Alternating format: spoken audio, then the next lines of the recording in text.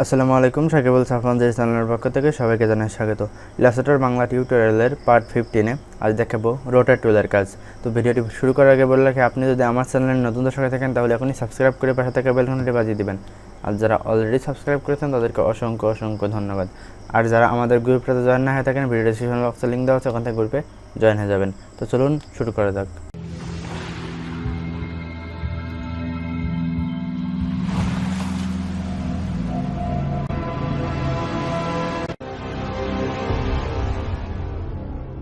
তো এখান থেকে দেখাবো রোটেট টুল। তো রোটেট টুলটা আমি রাইট ক্লিক করব, করে দেখুন এখানে দুইটা টুলস আছে, একটা হলো রোটেট টুল আর একটা হলো রিফ্লেক্ট টুল। তো এখান থেকে আমি আইকনে ক্লিক করলেও আমি এটা আলাদা করতে পারবো, তখন এখান থেকেও ব্যবহার করতে পারবো। আচ্ছা, আমি এখান থেকে ব্যবহার করি মাত্র দুইটা টুল, সমস্যা হবে না।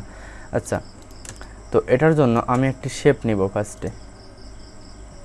তো আমি একটি শেপ নিব, এই একটি শেপ নিলাম। নেওয়ার পরে শেপটিকে আমি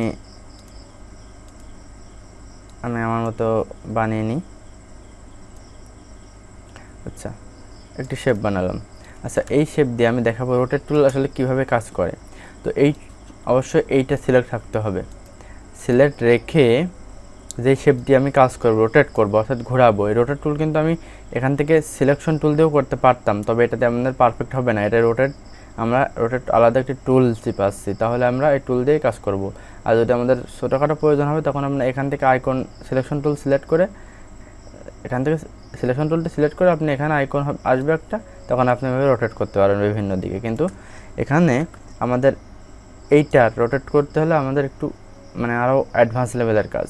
তো আমি এটা এখন দেখাবো যে আসলে কীভাবে কাজ করা যায় রোটেট টুল দিয়ে। তো এটা শেপটা সিলেক্ট থাকা অবস্থায় আপনি এখান থেকে রোটেটটি সিলেক্ট করবেন, করে এখানে দেখুন একটা পয়েন্টার চলে আসছে।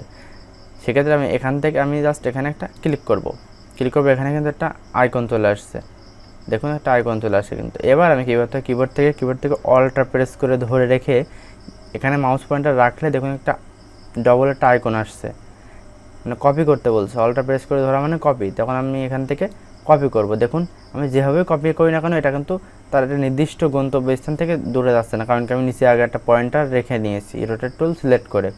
তো আমি এখান থেকে এখানে রাখার পর আমি ছেড়ে দেওয়ার পরে আমি কিবোর্ড থেকে কন্ট্রোল ডি এভাবে প্রেস করব। আমি ক্লিক করে ধরে রাখলেও অনেকগুলো হয়ে যাবে, আমি ক্লিক করলেও একটা করে হয়ে যাবে। দেখুন অনেকগুলো হয়ে গেছে। তো এভাবে কিন্তু আমার রোটেট টুলটা সম্পূর্ণ সিলেক্ট করার পরে দেখুন কন্ট্রোল ডি দেওয়ার পরে এরকম হলো। তো এখন সমান্তরালভাবে কিন্তু হয়ে গেছে, প্রত্যেকটার দূরত্ব কিন্তু সমান আছে। আমি কন্ট্রোল ডি দেওয়ার কারণে কিন্তু এরকম হয়েছে। আমি কন্ট্রোল জেড দিয়ে ব্যাকে যাই, আমার প্রথমে ফিরে যেতে হবে, তো আমি কন্ট্রোল জেড প্রেস করলেই ব্যাকে চলে যাব। আবার যদি মনে হয় যে আমি ভুল করেছি, আবার জায়গায় যাব, সেক্ষেত্রে আমি কন্ট্রোল শিফট জেড প্রেস করলে আবার আমি জায়গায় ফিরে যেতে পারবো। তো আমি কন্ট্রোল জেড দিয়ে ব্যাকে যাওয়ার পর এখানে আমি একটা জিনিস করতে পারতাম, সেটা হলো রোটেট সিলেক্ট করে এখানে জাস্ট ক্লিক করে আমি এখান থেকে অলটা প্রেস করে ধরে কপি করলাম। আবার আমি অলটা প্রেস করে ধরে যদি কপি করি তাহলে কিন্তু আমার হবে না, পারফেক্ট হবে না, সমানভাবে হবে না। তার কারণে আমি এখান থেকে কন্ট্রোল ডি দিয়ে সমান্তরালভাবে আমি রোটেট করলাম। তো এক্ষেত্রে একটা প্রবলেম হতে পারে, সেটা হলো আমি আবার দেখাই। এখান থেকে আমি কন্ট্রোল ডি দিতে দেখুন এখানে কিন্তু আমার পারফেক্ট হয়নি, দেখুন এখানে কিন্তু এক জায়গায় হয়ে গেছে, আমার কিন্তু দূরত্ব কিন্তু ঠিক নাই এখানে। তো এক্ষেত্রে আমি কি করতে পারি, কি করব, এখানে আমি কয়টা দিয়েছি 1 2 3 4 5 6 7 8 9 10 11টা দিয়েছি। তো আমি এটা কন্ট্রোল জেড দিয়ে ব্যাকে যাব। আমি চাচ্ছি নির্দিষ্ট পরিমাণ দিয়ে একদম প্রত্যেকটা সমান্তরাল ঠিক হবে। সেক্ষেত্রে আমি এটা সিলেক্ট করে এখান থেকে রোটেট টুলটা সিলেক্ট করে কিবোর্ড থেকে অল্ট্রা প্রেস করে ধরে আমি এখানে ক্লিক করব, তাহলে একটা ডায়লগ বক্স আসবে। সেক্ষেত্রে আমি 360 ডিগ্রি কোণে ঘোরাবো। সেক্ষেত্রে আমি এখানে দেব 360 ভাগ, আমি কতগুলো দেবো, আমি আগে 11টা দিয়েছিলাম, তাই আমি এখানে 11 দিলাম, দিয়ে আমি জাস্ট কপিতে ক্লিক করব। তখন একটা কিন্তু ওই 11টার মাপে কপি হয়ে গেছে। সেক্ষেত্রে আমি এবার কিবোর্ড থেকে কন্ট্রোল ডি দিয়ে দিলে পারফেক্টভাবে কিন্তু আমার 11টা পারফেক্টভাবে বসছে। দেখুন এবার কিন্তু আমার 11টা পারফেক্টভাবে বসে গেছে। তো এটা হলো রোটেট টুলের কাজ। আশা করি রোটেট টুলটা বুঝতে পারছেন। এভাবে কিন্তু আমি বিভিন্ন ধরনের শেপ ক্রিয়েট করতে পারবো রোটেট টুলের মাধ্যমে, আর বাকিটা অ্যাডভান্স লেভেলে গিয়ে আপনাদেরকে দেখানো হবে। তো আমি এটাকে ডিলিট করে দেব। এবার হলো এখান থেকে রিফ্লেক্ট টুল, এটার কাজ হলো আসলে এটা টুল যখন একই শেপ আমরা বিপরীত দিকে নেব সেক্ষেত্রে আমরা এই টুলটি সিলেক্ট করব, এই টুলের কাজ করব। সেক্ষেত্রে আমি এখান থেকে আমি একটি শেপ নিব, এটা শেপ বানাই, এটা পাতার শেপ বানাবো। আমি এটা পাতার একটি শেপ বানালাম। সাপোজ আমি এটা একটা কালার দেব, সবুজ একটি কালার দিই, গ্রিন কালার। আচ্ছা, গ্রিন কালার দেওয়ার পর এই পাতার শেপটা আমি যেহেতু পাতার অর্ধেকটুকু হয়েছে, বাকিটুকু আমার দরকার বিপরীত দিকে। এক্ষেত্রে বিপরীত দিকে নেওয়ার ক্ষেত্রে আমি কি করতে পারি, এখান থেকে রিফ্লেক্ট টুলটি সিলেক্ট করব। সিলেক্ট করার পরে রিফ্লেক্ট টুলটা আমরা সিলেক্ট না করে আমরা আট কাজ করি, রিফ্লেক্ট টুলটা সিলেক্ট করার পরে আমরা এখানে ডাবল ক্লিক করব। সেক্ষেত্রে কিন্তু আমার এখানে একটা ডায়লগ বক্স আসবে। এখান থেকে আমি বুঝতে পারবো যে আমি কীভাবে কপি করব, কোন দিকে, হরিজন্টালি না ভার্টিক্যালি।